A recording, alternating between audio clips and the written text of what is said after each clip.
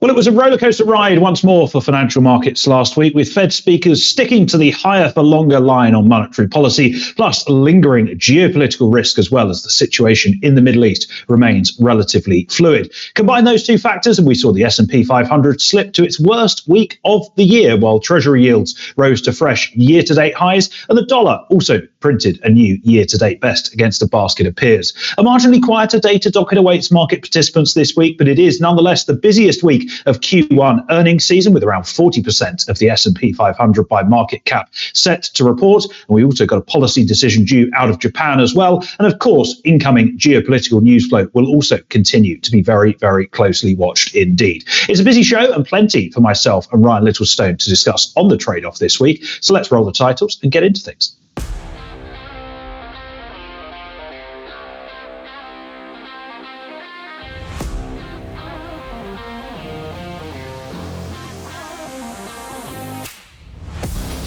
Well, as I just said, plenty for us to discuss on the show this week. So without further ado, let's bring in my co-host, Ryan Littlestone from Forex Flow Live and Forex Analytics. Ryan, I'm expecting a 5-star performance from you today, like we saw on our panel discussion last Thursday. And may I just say, I'm very pleased to see that you've taken my advice on board and smartened yourself up a little bit for our filming session this afternoon. Well, thank you very much for your kind words about last week, mate. Very well hosted by yourself. And I'm glad to see you've dressed down and got your supermarket clothes on once again for this show. So, yeah, we've both gone one way or the other over this period. So, yeah, let's move on, shall we? Supermarket clothes. There's a cost of living crisis, mate. It's hitting us all. It's all I can afford these days, you know, is stealing the uniform off a Tesco worker's back. It's the best I can manage at the moment. But before we go down that route and critique each other's style for the next 40 minutes or so, we do have plenty to discuss on the financial market. So let's get into Topical Thunder.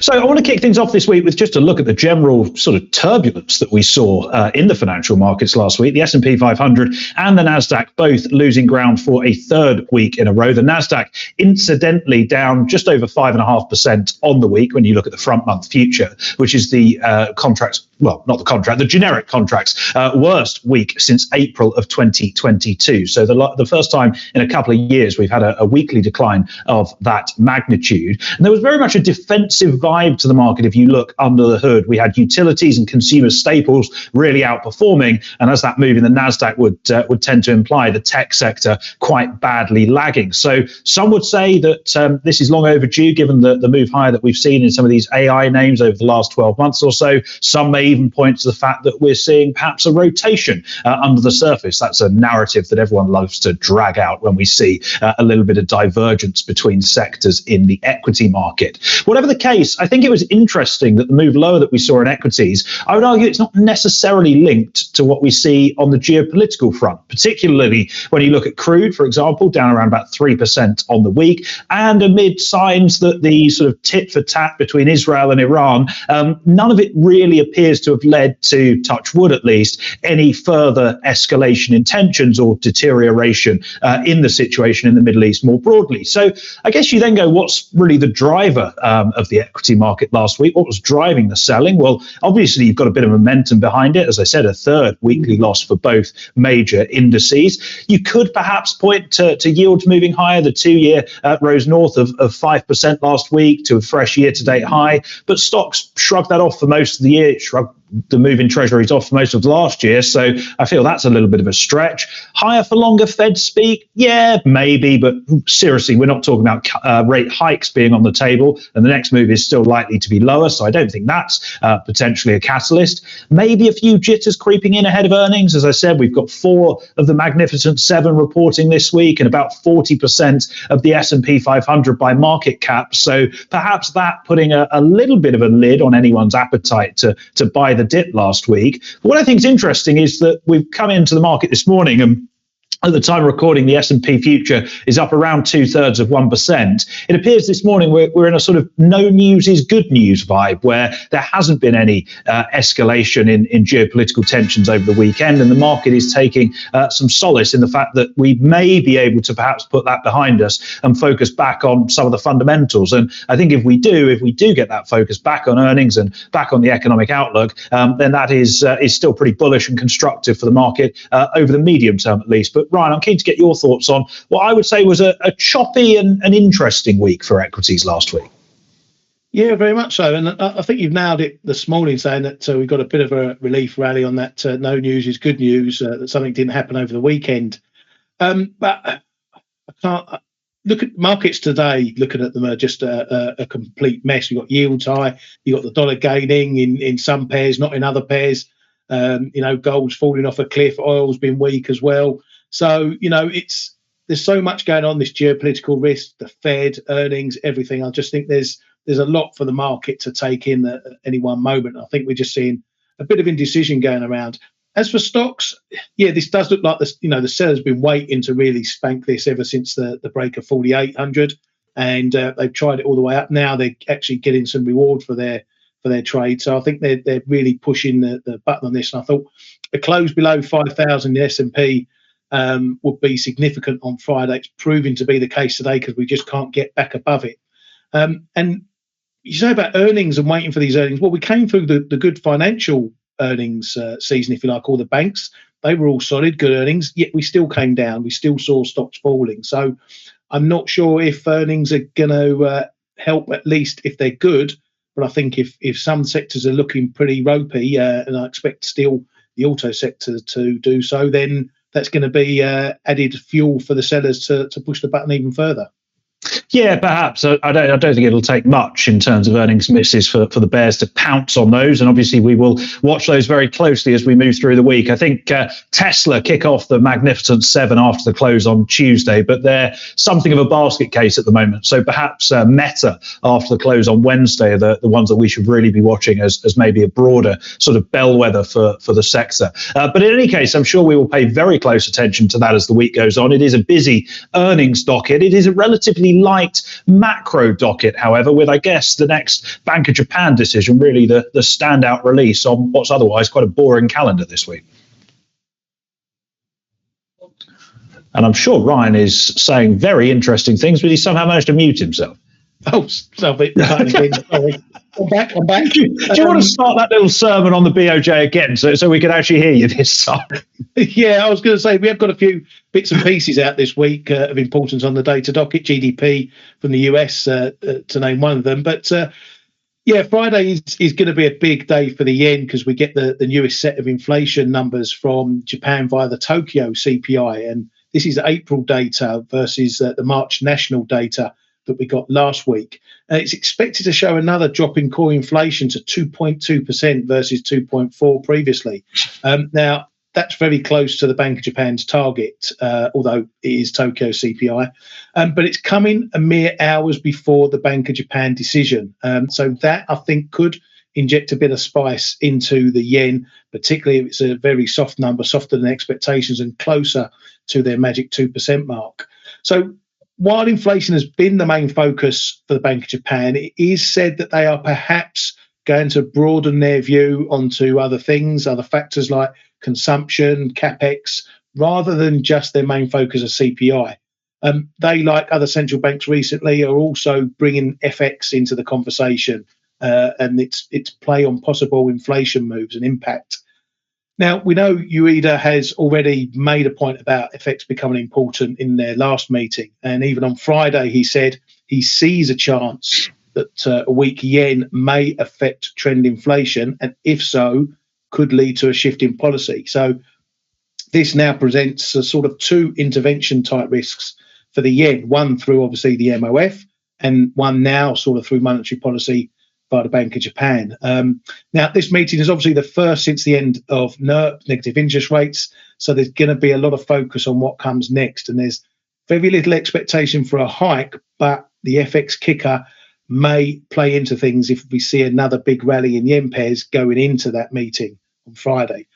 Otherwise, we'll hear whether the CPI data and other parts of the economy are sort of procuring enough for another hike, or whether or when another hike might be. So we're all looking about the timeline for when the Bank of Japan are going to move next, and how they see things in the economy right now. So going to be a spicy one. We have to wait till Friday, but that dollar yen's going to be important at this 155 level going into that. Yes, I think it will. Are you getting up early for this one, or are you having a lie-in? I might do, actually. I might poke my head above the covers for this. Yeah, particularly that CPI data. Blimey. Well, I certainly won't be. I think one BOJ meeting, being up early for it in the last decade is more than enough for me, and we'll wait another 10 years for the next one.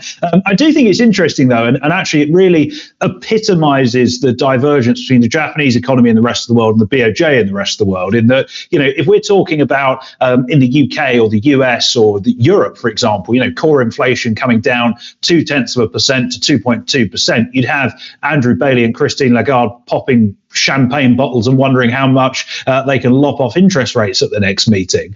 Whereas actually for the BOJ, this data is moving in arguably the opposite direction to what they want to see, which is that inflation target being achieved on a sustainable basis. So I think, as you say, it's too soon for them to do anything just now, but the focus really will be on whether they guide the market towards expecting any further tightening, any further rate hikes, and also, I guess, the magnitude of those hikes. Everyone is saying they're going to be 10 basis points. Why limit yourself to 10? Why not go, 25, like the sort of global standard is for monetary policy authorities? So, plenty of, although they've ended negative interest rates, there's, I would argue, probably more questions than answers still around what the Bank of Japan are actually going to do next.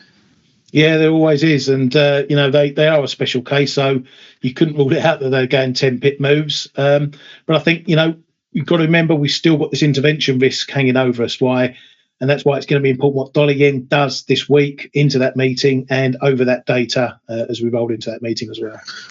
Yes, indeed. I'm sure we can talk about intervention another time, but when the Fed are saying we're pretty much going to stay unchanged until inflation is back towards 2%, and you've got a 10 basis point interest rate in Japan, I mean, come on, which way do you think dollar yen is going to go? You don't need to have a PhD in economics to work that one out.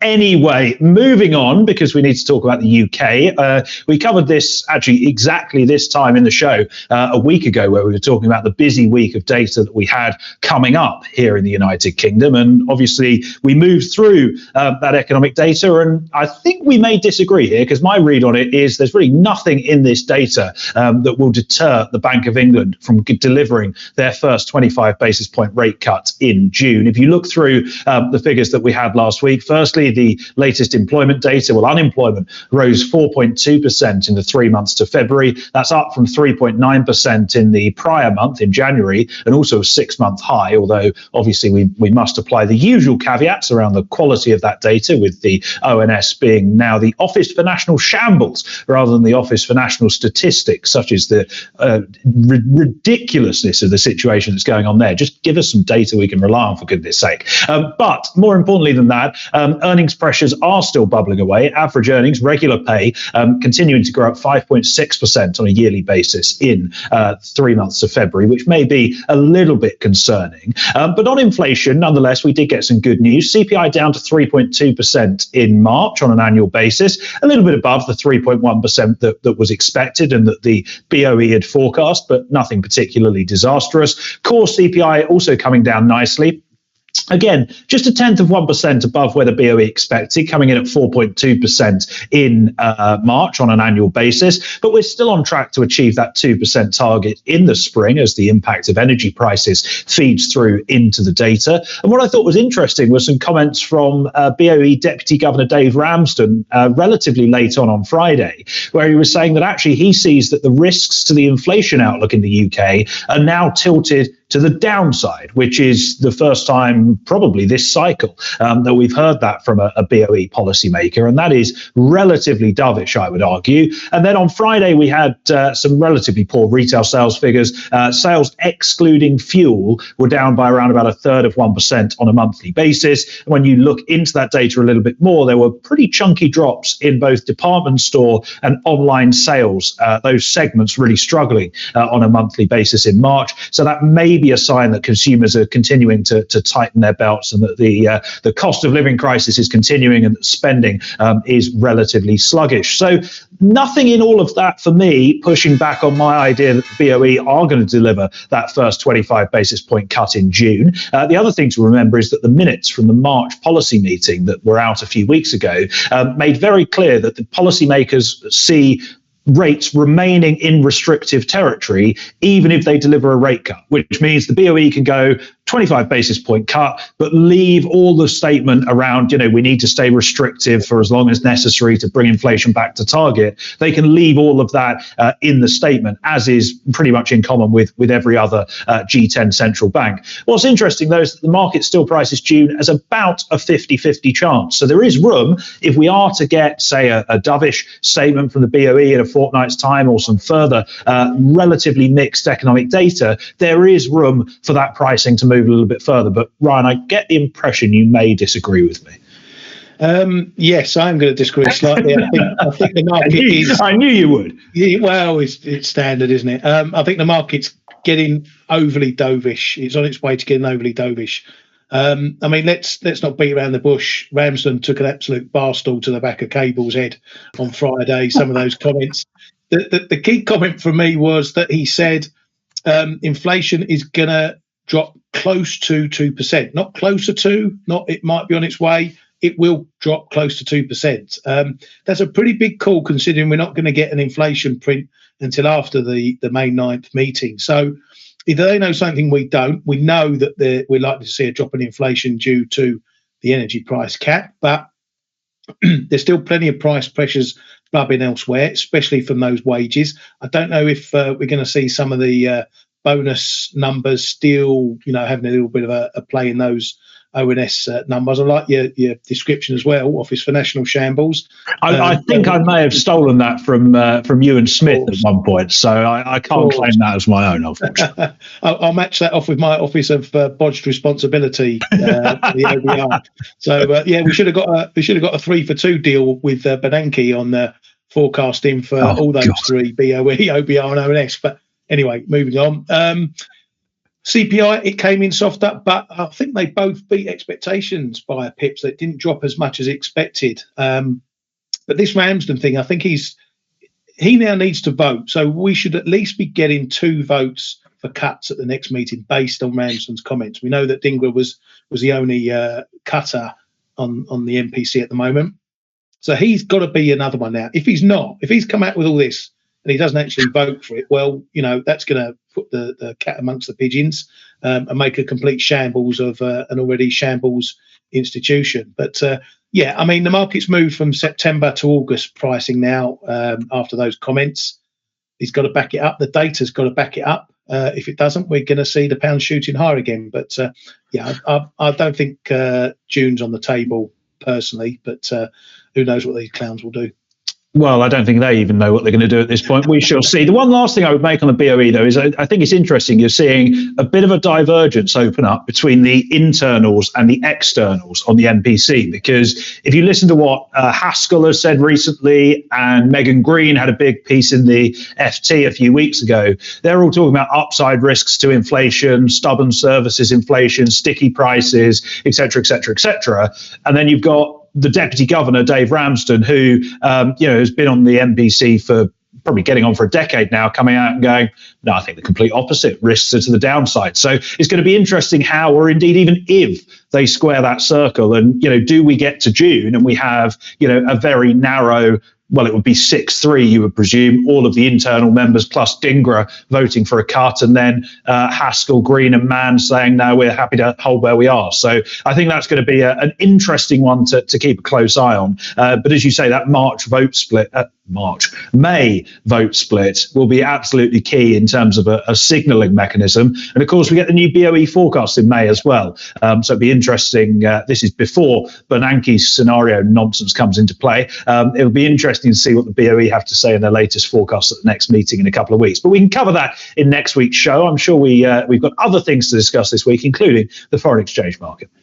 Yeah, FX, it's become a big thing at the moment, and what a strange world we live in. We got central banks always telling us that they are independent of the Fed, and that the Fed sets policy for the US and the others set policy for their own countries. So what I want to know is why all of a sudden are many central banks remarking about how the possibility of the Fed not cutting may harm their policy moves. On top of that, we've got now pretty much every central bank talking head making tepid noises about their currencies and how, again, that might be impacted by Fed policy and how it might influence inflation. Now, we know all central banks talk to each other regularly, and while they won't admit it, they tend to keep monetary policy closely aligned as global economic trends develop, much like they did in the hike cycle. So far, though, we've had Bank of Japan, ECB, BOE, and the Fed all mentioning FX in recent speeches. Most notably was Ueda, as mentioned earlier, and also Lagarde, who said last week they were monitoring FX very carefully. Now, considering the euro's been stuck in a rough 500, 600 pip range for nearly 18 months, one wonders what exactly it is she's worried about. So my question is, Michael, are we about to see some fractures in relationships between the Fed and the rest over worries about the strength of the dollar, or are central bankers just, preparing some excuses in case FX levels help change the inflation picture? Well, give me the easy questions, mate. Bloody hell. I'll sit back then while I wait. Well, I was just thinking it would help if I read the notes to this show before we started. Then I might have half an idea of what to say. It's like being back at school when you haven't done your homework. It's an interesting one. I will get you an answer. Just give me time. Okay. It is an interesting one. I think it goes back to what we were saying about the BOJ, and the Ministry of Finance. What do you expect to happen if the Fed are on hold and you are cutting rates because you have to, because growth is fragile, because inflation's back at target? Whether you're the ECB, the BOE, the SNB, who have obviously already delivered the first 25 basis point rate cut. What do you expect to happen? Of course, your currency is going to soften as a result of that. What I think is probably most interesting is the fact that none of this seems to have come from market participants. You think back to the April ECB press conference. If you shut your eyes and just tuned out the French accent, those questions could have been to Jay Powell in Washington, D.C., rather than Christine Lagarde in Frankfurt. Such was the focus on what are the Fed going to do next? If the Fed do this, what does it mean for you, et cetera, et cetera, et cetera. I think, ultimately policy will be relatively synchronized. Yes, central banks are going to ease at differing paces and to slightly differing magnitudes. But, if we're talking about the ECB delivering the first cut in June and say, I reckon the Fed will probably go in July, but let's say they go in September instead. It's 3 months, it's 4 months. Is that going to cause a sustained move lower in the euro? Maybe. But I think, ultimately central bankers are going to be forced to make policy based on what is happening within their economies. Can you imagine a situation where, let's say the UK slips back into recession, inflation is well under the 2% target, we're 3 or 4 months out from an election, and Andrew Bailey stood in Threadneedle Street going, no, I'm not going to cut rates because Jay Powell hasn't yet, and I don't want cable to go below 123. Good luck with that. No, exactly. And the same with Lagarde talking about FX. If the euro was trading around parity just on the back of the Fed not cutting and the ECB cutting, you may think they've got a bit of a case. But, you can tell she's not an FX trader or any sort of trader and, more of a lawyer as she is. But, we're not seeing any vast FX moves, and we shouldn't really when we're talking about, like you say, there may be a difference of a few months here and there, but they're all going to be heading the same way with rates at some point because they want to get down to that neutral level and back to some sort of normality. It just strikes me that they're all coming out with these little excuses and little reasons. Maybe they are, really scared that inflation's going to come back and bite them in the butt, a bit like it might be in the US. And they're just prepping everyone for their excuses that they're going to try out once their credibility gets questioned yet again. Yes, indeed. And then they'll all do what the BOE did and just commission a review for the sake of reviewing things, just to say that they've done something and point at it as an excuse. But ultimately, yeah, I mean, the broader direction of travel for all central banks, excluding the BOJ, of course, is towards easier policy. And I think that should broadly keep a lid on equity vol, maybe not FX or rates vol, because obviously they're going to be moving at differing paces. I think the only thing Lagarde is trading, just to go back to that, is fake tan. She's massively long that, clearly. But apart from that, I don't think she's got any positions on her book at all.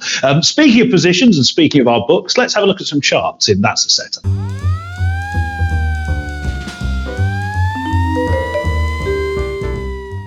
The segues on this show get smoother every week. Right, let's have a look at cable. First of all, it's been a torrid couple of weeks for the pound, and last week was no exception. And back-to-back weekly losses for cable, and we finally saw spot break below the 125 to 128 range that's been in place pretty much for 5 or 6 months now. All the way back to last December, we were as near as makes no difference in that range pretty much every day. We had a couple of brief forays outside of it, but last week was a definitive break to the downside. Now with spot trading to its lowest level since November and about 40 pips below when I took this screenshot yesterday, it does look like the bears are well and truly in control of things for now. It feels somewhat inevitable that we're going to get at least a test of this 123 figure to the downside. And I guess the question then is what happens after that? And I think it hinges back on what we were discussing previously. Firstly, how much further the BOE want to lean into the idea of cutting in June. As Ryan rightly said, Dave Ramsden clobbering cable into the close on Friday. Do we hear a similar message from any of the other BOE speakers? We hear from Chief Economist Hugh Pill on Tuesday, for instance. And I think the other thing, of course, is how much the FOMC lean into this idea of rates remaining higher for longer. And the next Fed meeting, of course, not far away now on Wednesday, the 1st of May. And also we have a Treasury quarterly refunding announcement on that day as well, which is an influence if you're trading treasuries out there. I think my bias is probably towards further downside, but I would caution that it's probably one where you don't want to get particularly greedy. We were just discussing how levels of FX volatility remain relatively low, and we've seen how range-bound cable has been over the last 4 or 5 months. So I wouldn't be too surprised if some shorts did look to take some profit on these positions relatively shortly. But I'm going to quote you here, Ryan, as you so often say, the trend is your friend, and that is certainly the case for the bears at the moment. Yeah, very much so. And you're nearly tagging your 123. I'm looking at the screen just to show that we are doing this while watching market. We've had a low of 123.04 at the moment. So it's right on the level there. And I think if that goes, then we're heading for that 121, 120.50 zone that we hit late last year. And that's going to be a big test for this pound weakness, irrespective of what the BOE may come up with. So I think, yeah, we're getting to some interesting levels here. It's always the case with the pound, and we've said it before in the UK, either things are going remarkably well or, the world's falling apart. And at the moment for the pound, the world's falling apart. We're also seeing that in euro sterling as well.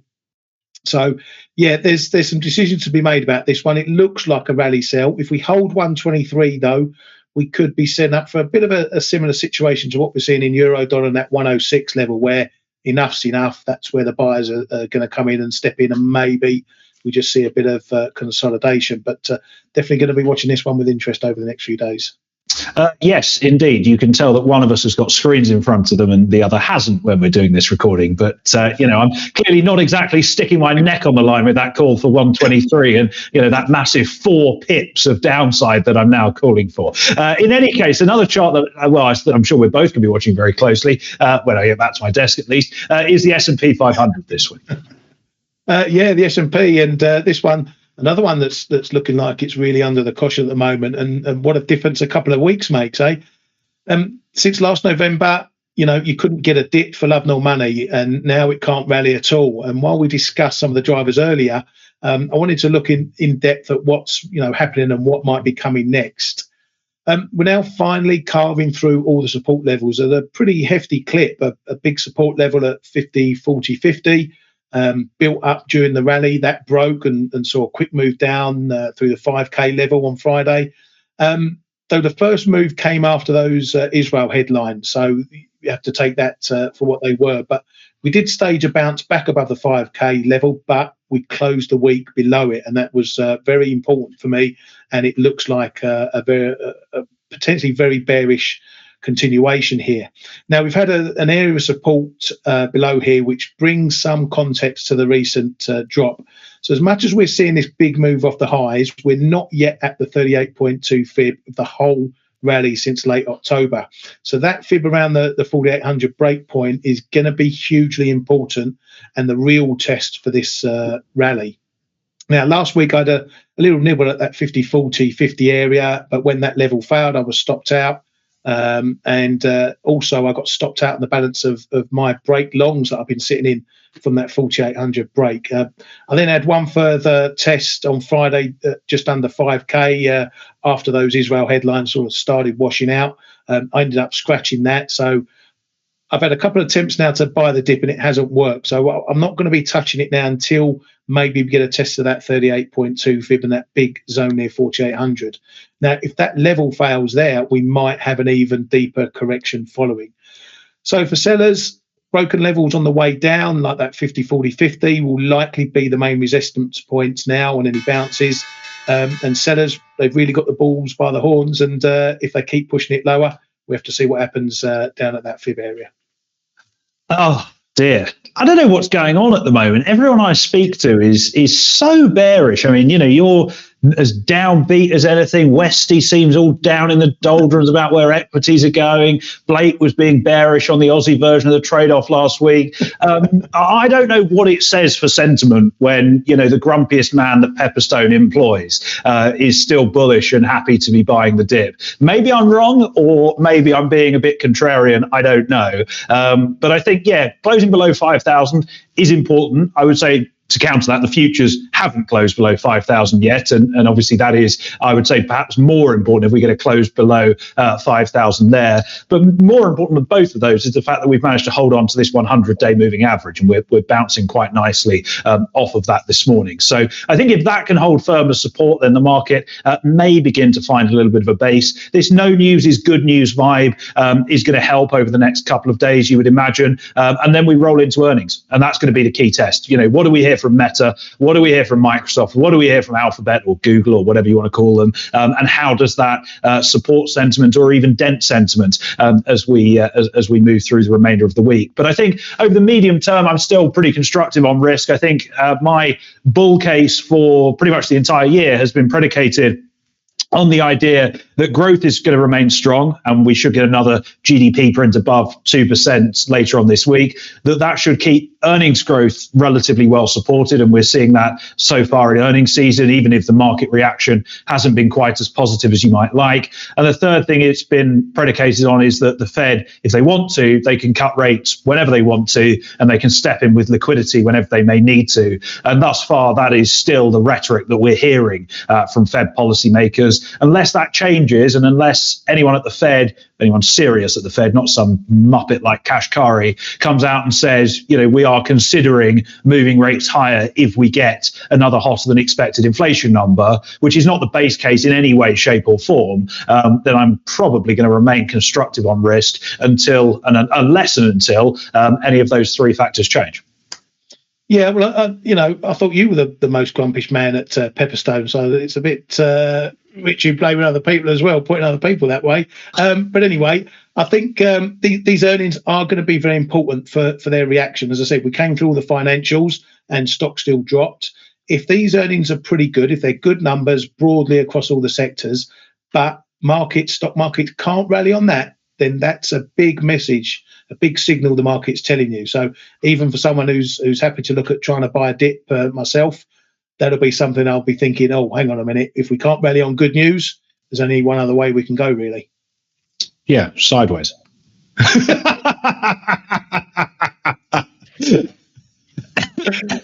I can't argue with that. I know.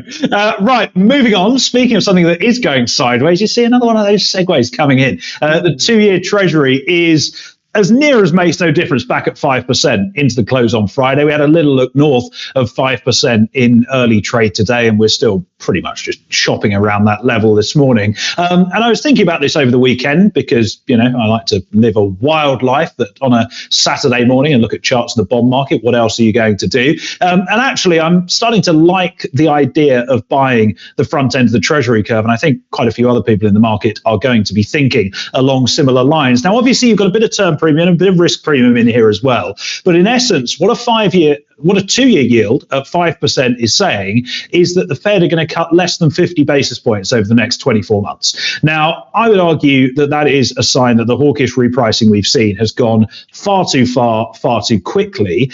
Now, there's the risk that we may get another 1 or 2 upside inflation surprises. But looking at the bigger picture, we're talking about locking in a 2-year yield at 5%, somewhere between 3 and 6 months before the Fed kick off their easing cycle with the first 25 basis point cut, whether that comes in July or whether that comes in September. And I think at an institutional level, that is going to start to prove a little bit too alluring for many market participants to resist. So I fancy being long the front end of the curve here, although I would caveat that by saying I wouldn't mind waiting until tomorrow's 2-year auction, which I think is about $65 billion worth, is out of the way before opening that position, just to see how supply is absorbed. But at the same time, looking at the broader Treasury curve, I think we're still in this environment where rates are going to remain higher for longer. We are going back to a neutral level, as Ryan said earlier, but that R star is likely going to be higher than we had previously been expecting. And as a result of that, you should see the long end continue to sell off, or at the very least, hold roughly steady where they are. And as a result of that, you should see the curve in turn continue to steepen. And that is especially the case if, as most of us, I think both of us and a few others in the market now expect, the Fed are going to move to targeting an inflation band rather than targeting inflation getting bang on back to 2%. So steeper curve, front end yields moving lower, 2-year Treasury rallying. That is what I'm looking at when it comes to the Treasury market. Yeah, it's a very important viewpoint as well. And for any traders who they're not big on bonds or the curves or what it implies, the 2-year is a good marker, good rule of thumb as to what the market expects for rates. And as you say, trading at 5%, we're above, the 2 cut expectations a lot of people have got, that the market have got, that the Fed have got. So from that aspect, it's a good chart to keep an eye on.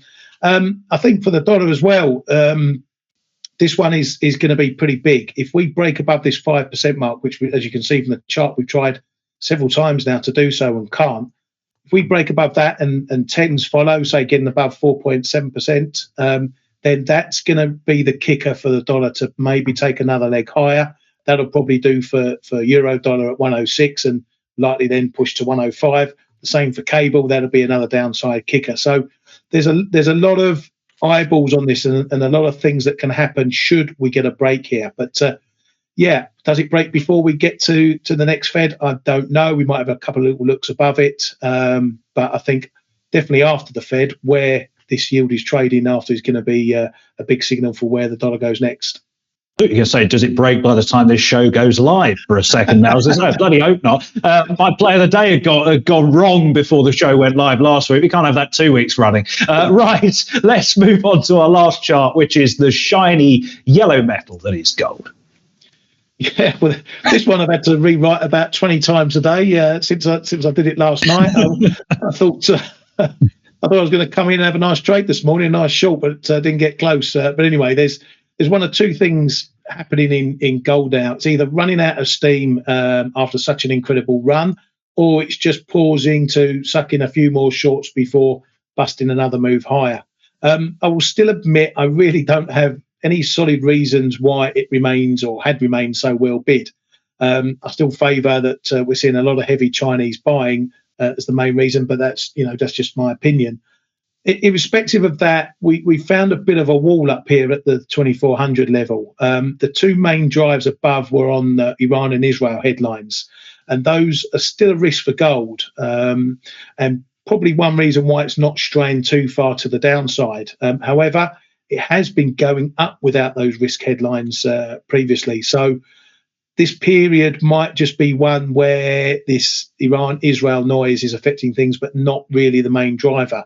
Now, as I said, I did come into today fancying a short up at 2400, but since I've sat down, it's done nothing but sell off. We've moved through short-term support level around 23.65. We're now heading down towards the next support area at 23.20.25. And I think I might have missed that boat for short, but we shall see. Now, this might sound like your typical top picking idea. And while I'm one of the biggest warners against trying to do such things, I always say it's okay to do so if you have a good reason or evidence as to why you want to try picking a top. And my evidence for this is that we've gone 2 weeks now without another significant upside move above 2,400. That's very similar to the price action we saw in the S&P at its highs. So these similar price patterns are following route, and it seems to be playing out today as we trade around 23.33 at the moment. Now, another bounce from here back to 24 will have to be judged for the reason why it's moving up there before I think about taking this trade another time. But for now, we're going to need to see where this is going to dip to. Is the buying activity that we saw before this risk stuff going to step in again, or have we indeed cemented a proper top up here? Yeah, I'm in the same boat as you. I've got absolutely no idea what's been driving gold higher over the last, month or so now, I guess it is, and no idea what's driving it lower today. Apart from this kind of no news is good news, and risk seems to be relatively on, albeit stocks moving a bit lower after the cash open. I think the only thing I would add is that if the move higher has been based on inflows, whether it be retail or institutional or central bank or whatever, that's always going to be relatively opaque and murky, whether that be on the way up or on the way down. It's the sort of thing that we only really find out about a month after it's happened, when all the data gets published. So just be a little bit cautious of that one if you are trading gold based on those flows. But I think really if you think more broadly about how gold has traded over the last 4 to 6 weeks, it has almost been a pure momentum trade. The move higher was pure momentum based. Momentum works in both directions. So obviously it's only been 1 day of declines at this point, 2% or so. If that becomes 2 or 3 or 4 or 5, then that momentum could pretty quickly spiral, and some of these gains may unwound. And as we both mentioned on the show a few weeks ago, these fundamental relationships between gold and the dollar, gold and yields, gold and risk, do they then start to reassert themselves, and we see gold move back lower as a result of that? Yeah, it's a very good point. We've had this correlation discussion before. Correlations are a lot of them are right out the window at the moment, but sometimes it doesn't take much for them to swing back round again. But I was having this discussion this morning in one of our chat rooms. Someone was saying about what's going to happen with the dollar with gold moving, or what's going to happen with gold now the dollar's moving. You don't know. The correlation's been broken for so long. Just treat them as individual assets. There's a chart for each of them. Just trade them as such, and don't get too caught up in why one might be affecting the other, because you just create yourself a headache. Yes, indeed. You are absolutely right. Right, with that said and done, let's move on to our plays of the day.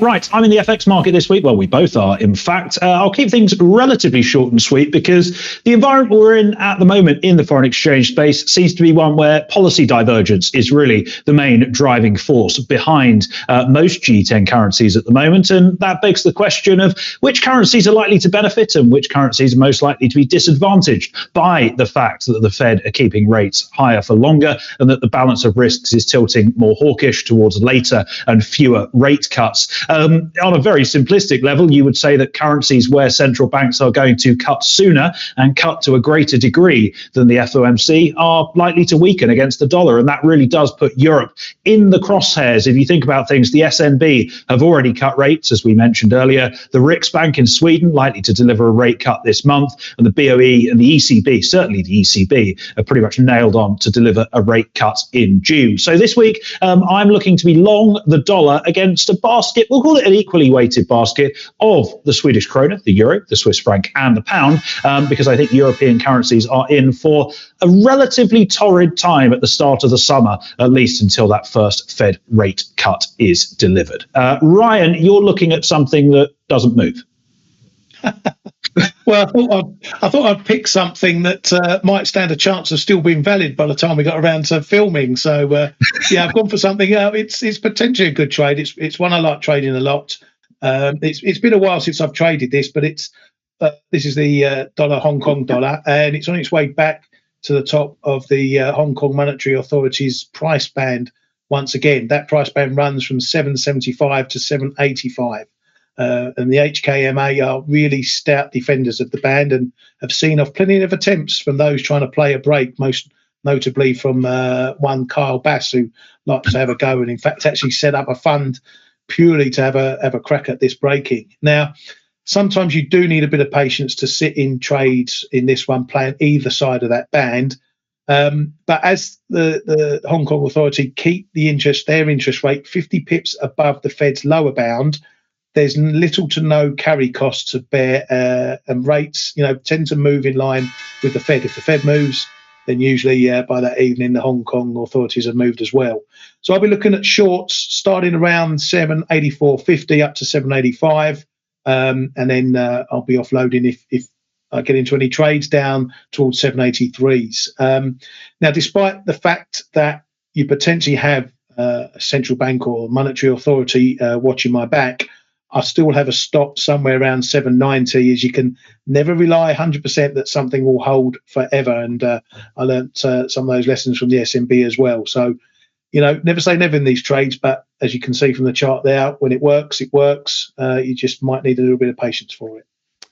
Yes, indeed. You just sent a shiver down almost every viewer's spine by mentioning the SNB in January 2015. So we will let sleeping dogs lie with that one, I think, and wrap up the show. Thank you very much, as always, to Ryan Littlestone from Forex Flow Live and Forex Analytics for joining me. Thank you also to our producer, Kyriakos, for bringing this together as brilliantly as he always does. It was brilliant to have him in London last week and meet Ryan in person at very long last. If you have enjoyed the show, which we definitely hope you have, then please do drop a like on the video. Leave a comment as well. Let us know your thoughts on what we've discussed, how you're trading the markets, and if there's anything you'd like us to cover in the show next week. And that is indeed when we'll be back with another episode of The Trade-Off. And it is going to be a very, very busy week to kick things off at the start of May next week. So I hope you can join us then. But in the meantime, thanks again for watching and goodbye for now.